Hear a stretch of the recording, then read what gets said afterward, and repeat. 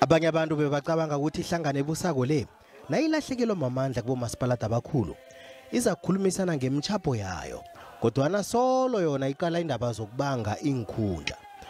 Khona umbango weenkhundla uqina ngamandla njengombana amakhonferensi amanengi kukhulunywa ngokuvowudelwa kwamalunga athize.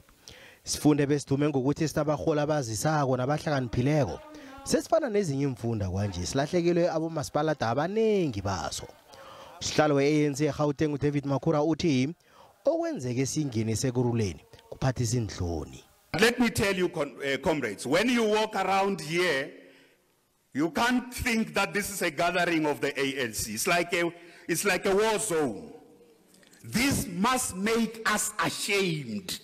Mbiko kanobhala zombelele walokho we-ANC uGwedema Ntatshe uhlathulula ubulunga be-ANC njengento enganamaqhinga angcono kunye nobuhlakani. Solo kwango-2018 kubanjwa amakhonferensi KwaZulu-Natal, eMpumalanga Kapa kunye namakhonferensini womkhandlu eThekwini, kodwana kuvela insombululo zokuthi ihlangano ibuyela njani emandleni wayo wokuphatha. Woke njalo amakhonferensi lawa abhalelwa ukuvela nendlela zokuthi kukhulunywe ngemigomo yehlangano kunye namalunga athindeka ekomitshinini kazondo. Nekuruleni nayo yenze njalo.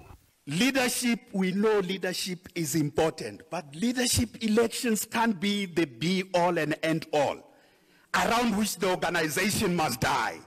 If I don't get the people that I want elected, mele kushona umuntu la.